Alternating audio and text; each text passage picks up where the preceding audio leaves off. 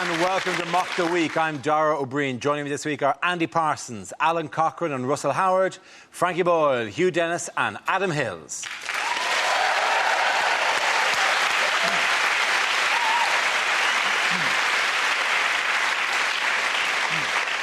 We start with a round called it This Is the Answer, What is the Question? On the board are 6 categories. Alan, which category would you like? Politics, please. OK, your category is politics. The answer is 27. What is the question? How many moons does Uranus have?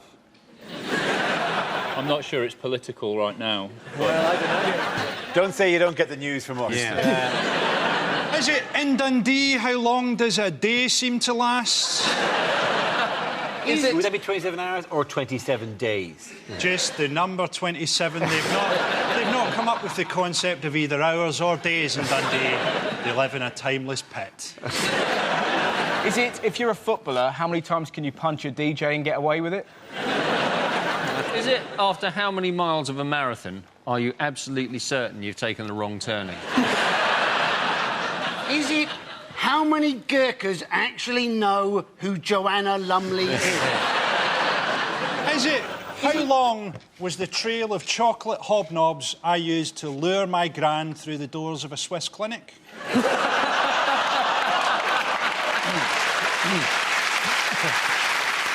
Where did you start that trail? How big were those hobnobs? Scotland. It was just like an Easter egg hunt. One on the plane, one in Geneva.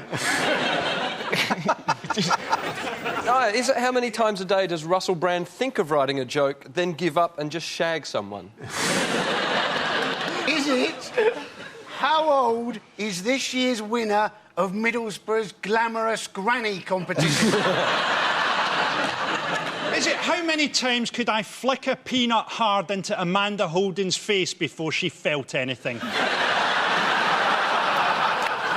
it how many people still have jobs?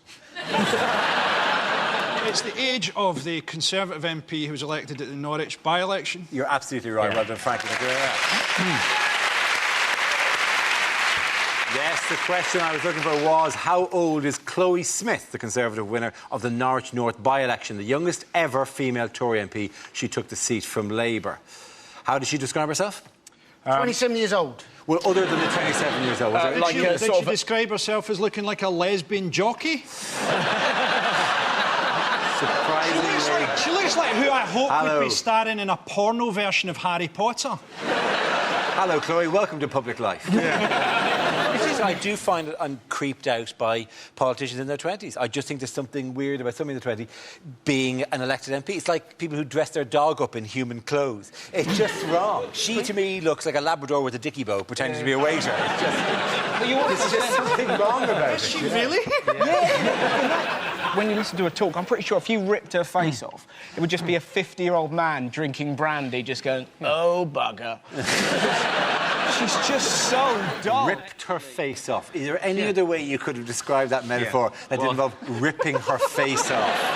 Hang on a minute, you called her a dog dressed up a minute ago. No, I said it was similar. It was jarring to me mentally in the same way that a dog dressed in human clothes is jarring. I didn't say, if you rip off her face, there will be a puppy wearing a hat. To be honest, it's not that big a win. I think if I had won Norwich North, I would have asked for the cash alternative. Well, she billed herself as a typical Norwich lass. She's only got 2 eyes. She's a business consultant in Norwich. You feel you're paying too much interest on your loan? Well, let's put 3 chickens in the pentangle and see what happens. My whole family come from East Anglia. And that explains a great deal here. They're saying, aren't they, that the Conservatives won this particular election, but in fact, the winner was in fact apathy, wasn't it? Because less than 1 in 2 people actually bothered to vote. Apathy usually is the winner with the British public, isn't it? What do we want? A pie and a kip. When do we want it? Whenever. It'll be crap anyway. By-election coverage is my least favourite. Did you watch the coverage of it? Yeah, I did not. They just do that thing where they go, well, let's see what would happen if this was played across the country and 60% of the MPs became Tory and this is what the House of Commons would look like. And you're like, I can visualise that anyway. I have a mind. They should only show things that I can't visualise. Well, let's imagine that 80% of the seats were won by Tories and they weren't wearing any trousers in zero gravity. Did you see, though, when... Because basically they line up all the people who wanted to win, or the candidates is the correct word there. They line up... Don't. Interpreting for the 5-year-olds, Howard. There you go. And then they wanted to go to the big house on the Thames. There we go. As I was going to say, gentlemen, I've forgotten. No, I remembered. They lined up all the candidates, and there was a wonderful moment because they say how many votes they've got, and people go, and then the guy for the Monster Raving Lunar Party, when he got like 18 votes, he just went, yes! Who wants a space hopper?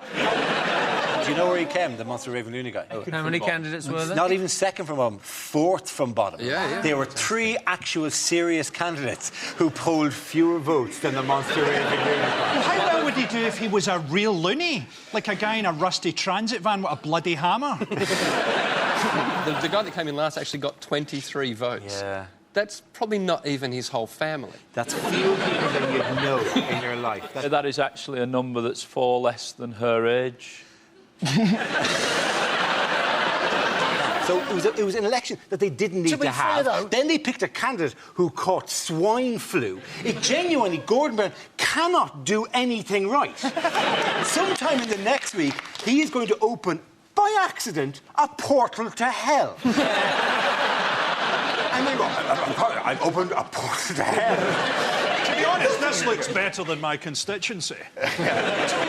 What economic figures, by the way, just back then, what economic figures came out to contribute to Labour's difficult? Basically, the economy is shrinking faster than Lady Gaga's balls in the North Sea.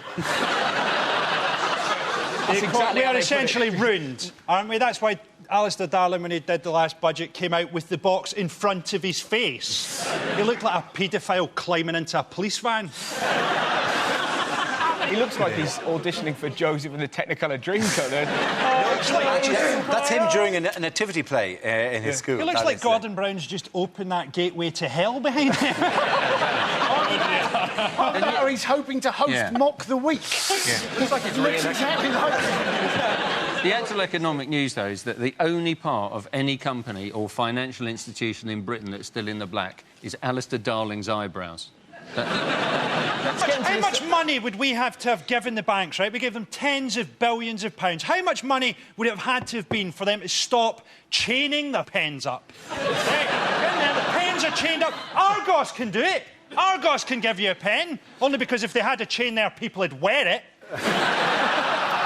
I mean, I'm not an expert on economics, but it seems very obvious to me that the economy, in general, is overly dependent on consumer spending, isn't it? And they keep scratching their heads. Every time you turn the news on, they go, oh, not enough people are going out and spending. It's not going to fix it. And I think there's 2 ways of looking at that story. Maybe just everyone has got enough stuff. You know what I mean? Maybe everybody else is like me, watching the news in a house full of stuff they don't need, going, I don't need any more shit, thank you. I don't want a book by Gok Kwan or a DVD by one of the several pricks on Top Gear. I've got enough stuff. The reason consumer spending, right, went down is loads of our shops are rubbish. I mean, was anyone surprised that Woolworths went out of business with their incredible business plan? Or let's buy up a lot of prime city centre real estate and use it to sell 1 and 2 pence sweeties. And let's put the sweeties quite close to the door so they're easier to shoplift. And then let's fill the rest of the store with varying sizes of paint roller. Let's have 3 out of the 4 walls covered in paint rollers. But get this, no paint. You know, I'm actually doing quite well out of the recession. Because I keep picking up corporate gigs as a comedian. And the last one I turned up to, I said, why have you booked me? And they said, because we couldn't afford Dara, Russell or Frankie. Do you know, on the Woolworths thing, when Woolworths closed down, and we told my 9-year-old daughter that Woolworths had closed down, we used to go... Hang on a minute, did you gather her around? We've got some terrible news. No, she was British Put your black dress on, Susan. It's brilliantly said, because they did a sort of a range of sort of like dressing up clothes and stuff like that. I said, I'm really sad that Woolworths has closed down. And she went, oh, Where will I buy my shoes? But you know, for all the Labour about gimmicks, the Tories have outlined a new demographic that they're after. Did you see that during the week? Holby City women. Yeah, Holby City women. They said the Holby City women, the kind of women that work in NHS. Yeah. But then the rest of the quote was... people who had voted Labour in the past but had been turned off by the macho culture surrounding Gordon Brown. Yeah, there's a lot of that. Yeah. Talking of which, man... Do you have a different definition of macho in Britain? At what point is Gordon Brown macho? You don't know, no, because behind glories he's stripped off, oiled. Dun, dun, dun, dun, and They've actually tried to rebrand Gordon Brown. They've tried to make him smile. Yeah. They've given him new clothes. They've tried to make him wet. Nothing has worked. If there was a slogan for him right now, it would be Gordon Brown, you can't polish a turd. Again, that round of applause to Frankie, Hugh and Adam.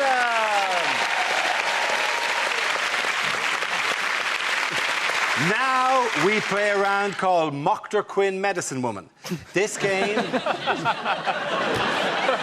involves Alun, Adam, Andy and Russell. So if you could make your way to the performance area, please. This is where we test our performers' stand-up skills. We spin our news generator, settles on a topic, and anyone can volunteer jokes about the chosen subject. The winners are the people I judge to have produced the funniest stuff. OK, here we go.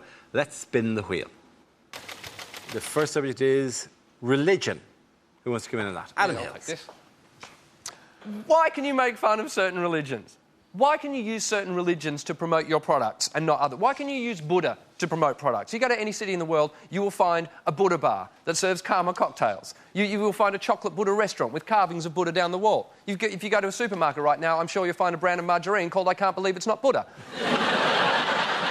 Why can you do that with Buddha and no other religious leader? You know why? Because there's no such thing as a Buddhist extremist. What are they going to do? Turn up at your restaurant? Yeah, if you keep calling it that... Oh, I've got no choice but to wish you good karma. Shit! You could not do that with any other religious icon. You couldn't have a gym only open on Sunday mornings called Jehovah's Fitness. Well done, Adam Hills. OK, let's spin the wheel again. The subject is transport. Who wants to come in on that? Andy Parsons. We've now got ads telling us from the government how to use a level crossing. Now, you'd have thought it was fairly obvious, but apparently the problem is sometimes the barrier goes across the road, but it doesn't go all the way to the other side. And people think, oh, well, it's gone down on my side, but I mean, I can go around the outside and I can go across. And you're thinking, do we need to spend thousands of government pounds telling people how to use a level crossing? Surely it's just a new form of natural selection. Thank you very much,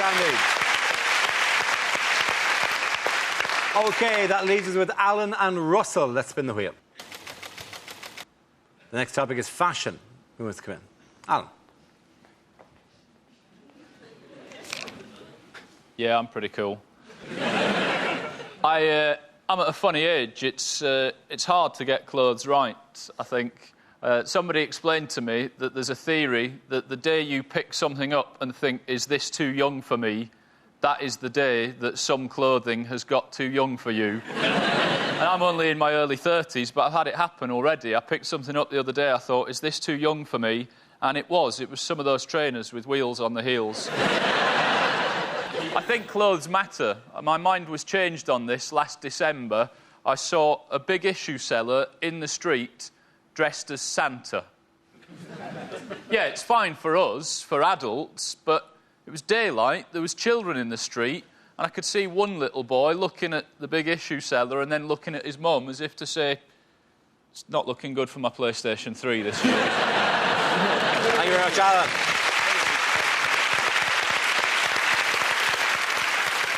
OK, Russell, let's see what you've been left with.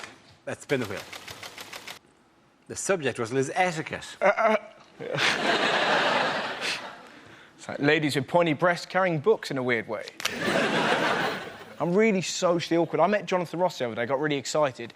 I was having a wee backstage at a gig, and he went, "You're thingamajig, aren't you?" And for some reason I went, "I can be whoever you want me to be." Now, in a toilet, that is just a come-on, you know?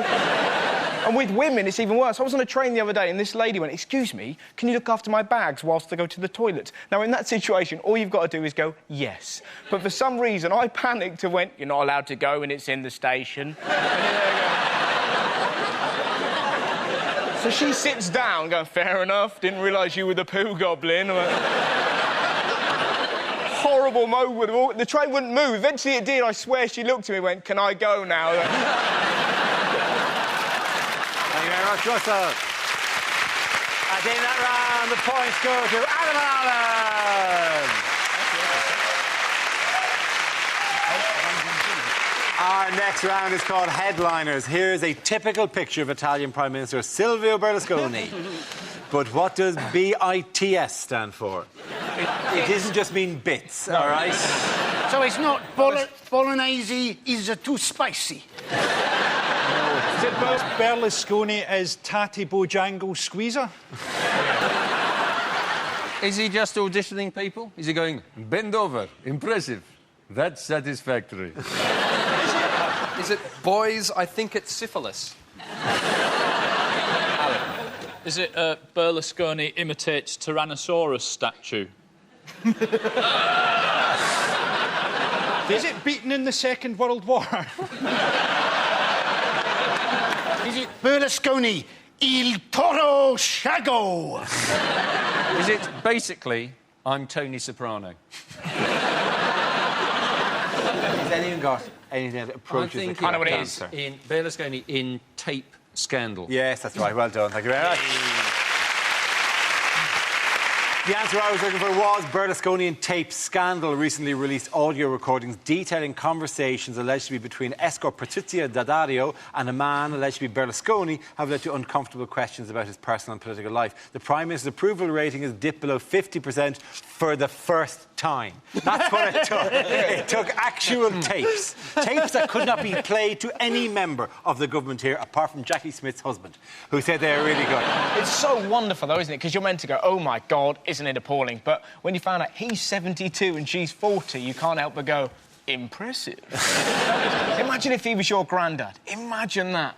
Because when he was asked, said you had sex with a prostitute, did he apologise? No. He went, "Hey, I'm no saint." But I'm no saint isn't a defence or an answer. Did you have sex with a prostitute today? He's got, "I'm no saint." That's just a bizarre non sequitur. Have you had someone killed, Mr. Berlusconi? Well, I didn't invent penicillin. To be fair, he said more than just "I'm no saint." The actual full quote was, "There are a lot of pretty girls about. I am no saint." So in some ways he did clarify. I think we can take that as a large yes. He's like this. He said what the tapes actually said, though. On the tapes, he says to the escort girl, "Wait for me in the big bed."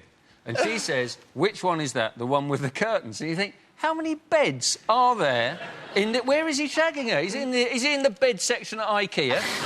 "Tonight, we will do it in the big bed. Tomorrow, we will do it on the bed with a ladder with the children's desk underneath." How sexy is actually... that is OK for a 72-year-old man. What's their version of Last of the Summer Wine like? It's just be like porn. Yes, let's get in the bath. Let's all get into the bath. No, the stockings are wrinkly because they're up and down 20 times a day. He was asked about all the wild parties at his house as well, because they've been going on for ages. And he said something like, "As long as I'm there, nothing inelegant will happen, because I am a man of good taste and character." Or, as it's known in the legal fraternity, the Barrymore defence. Yes. And what did she want in return for this? She wanted a B&B. Bizarrely, this is genuinely true. She wanted a B&B, and Berlusconi went, "Well, what I'll give you begins with B&B." What she actually said was, though, she asked for it to get, it was like rezoning or to get a permit, and then she said, rather than sending around two people to resolve my property problem, I was offered a seat in the European Parliament. That is full-on seduction right there. It's an incredible land of sleaze and scandal, isn't it? Can you imagine how tame our expenses scandal looked to them? In Italy, they'd be like, have you claimed for a bath plug? No, that should read butt plug. One of the cabinet cabinet meetings must be like a pool party in Sir Mix-a-Lot's house. It's probably just 20 18-year-old swimwear models with sprinklers that come on every hour on the hour. Wah, wah, they all get up and dance for a while. Home Secretary, work it harder.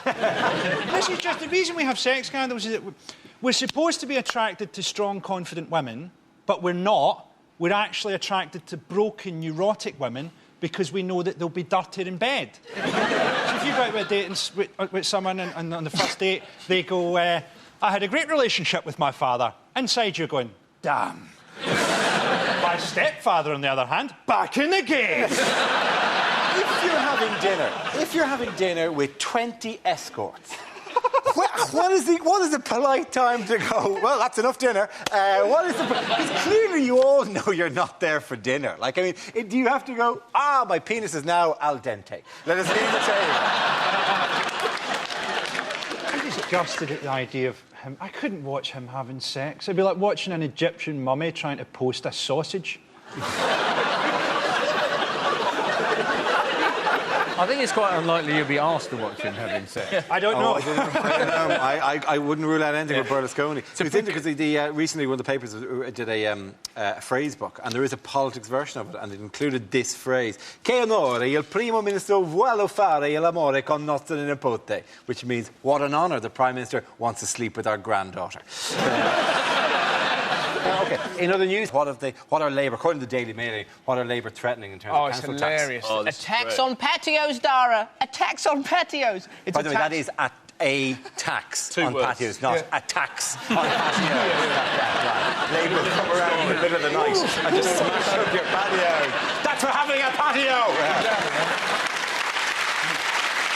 You've been taxed on nice views, aren't you, basically? So basically, if I have a view over one of Girls Aloud, I've got to pay more money, unless it's the ginger one, in which case I get a rebate. The story was... It seems incredible to me. It seems incredible that we've been taxed on every improvement and taxed on everything that's good about where we live. So basically now the ideal home would be a shipping container. And the Daily Mail would hate immigrants even more because they say, oh, they're coming over here and taking our shipping containers. And even if you moved on to a shipping container, they'd still get you because you'd have a sea view. But the difference was apparently now that inspectors can go into your house and could stand in your house and go, this is very nice, you have a beautiful view of the ocean. And even if you go, I don't like the ocean personally, I get seasick, I spend my time on the other side of the house looking at my neighbours. What's that worth? That. How much do I have to pay for that? Are there any loopholes? Are there any, like, say you've got a view of a mountain, but you're blind? Surely you'd have to pay for that. But that would be a good one, all right. Yeah, exactly. Or maybe you're a student and you go, well, how can I have to pay for the extra view? I don't get up until it's dark. We overlooked the lake where my wife drowned. Do you pay less if you have a rubbish view? Because surely that should be the case. Yeah, You'd hope so. I'll tell you what, the worst view in England, I argue, is on my road. There's an old folks' home and they stare opposite a funeral director's. Get bleaker than that. The only way you can make that worse if there's someone outside dressed as death just sharpening a sign. Is there a trail of hobnobs leading into the funeral?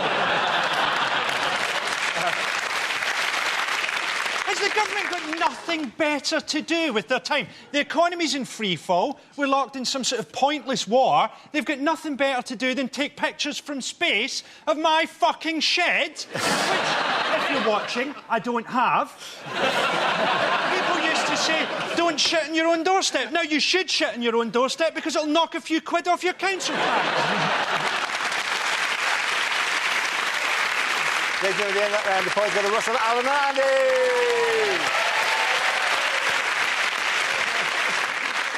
OK, now we come to our final quick-fire round called Scenes We'd Like to See. This is for everyone, so if you can make your way to the performance area, please. I caught ideas for scenarios we'd love to see in the performance. Come in with their suggestions. OK, here we go. The first subject is unlikely things to hear on a consumer programme. I'm Adrian Childs, and I was shocked by the new Shrek film. I've not been paid for it, yet I seem to be starring in it. Consumer scams are on the increase. If you'd like to find out how to stop them, send us your name and address, your date of birth, and your mother's maiden name. I've just found out my jumper was made by Indian slave children. Can I just say they did a wonderful job? Next, we speak to Barbara, who was devastated when she bought Daniel Bedingfield tickets that turned out to be genuine. At first, the company seemed willing to compromise. Then we sent them a letter from Nicky Campbell, and they told us to fuck off. I won't be on this show next week because I'm going off to Nigeria to pick up my lottery winnings. Last week, we said that we were going to expose London's security scene. This week, we say, there's been a misunderstanding. Could I please have my kids back? On closer inspection, Mrs. Wilkins, your hamster's jacuzzi would appear to be a food blender. Hi, I'm Nicky Campbell, and I've been ploughing through the usual 5 sacks of hate mail to find this letter complaining about washing powder. Today, as I stand before you penniless in the last clothes I own, we ask, is divorce biased in favour of the greedy bitch who left me? We got there, the weather were crap, the food were crap, the locals were racist. What a bloody brilliant holiday! Of the half-dozen condoms we tested, all but 2 burst in my stomach. I'm Anne Robinson, and without plastic surgery, I'd look like E.T.'s balls. OK, the next topic is things a sports commentator would never say. Oh, they've called in the video referee. Which is better, Alien or Predator? Oh, yes, and that's a beautiful uppercut. And another one. But, hey, the DJ is still not going to change the track for Stephen Gerrard. Jimmy White holding up the cue there as he collapses at the Telenord bins. Welcome to Robot Wars. Cruncher, ready! Stephen Hawkins, ready.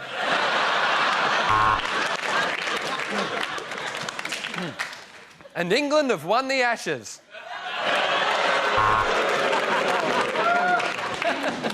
It's the women's 100 metres final, and from left to right, it's no, no, yes, maybe, from behind. Definitely not. The Queen smashes Camilla in the face and Prince Philip hits her with a hammer. This is what I call a Royal Rumble. Venus Williams has brought something different to the ladies' game. Male genitalia. Oh, he's great with a dead ball. When I had one, I had to sit down for a week.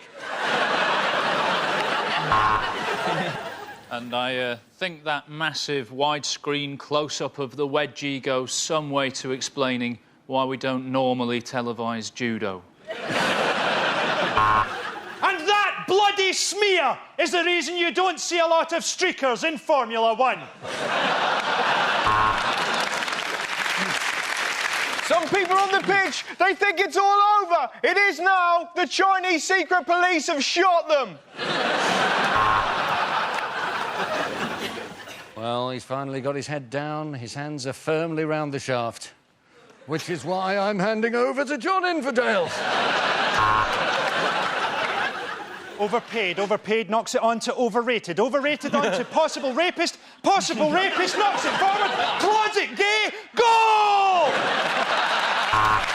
OK, at the end of that, the points go to Frankie, Hugh and Adam.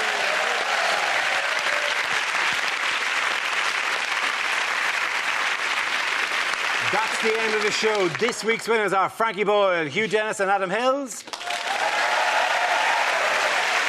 Commiserations to Andy Parsons, Alun Cochrane and Russell Howard. I'm Dara. Thank you for watching. Good night. It's been a very dark place, but we're finally seeing the light at the end of the tunnel. The last in the series of Psychoville is on the way at 10 here on BBC Two. And stay with us for Never Mind the Buzzcocks. Next.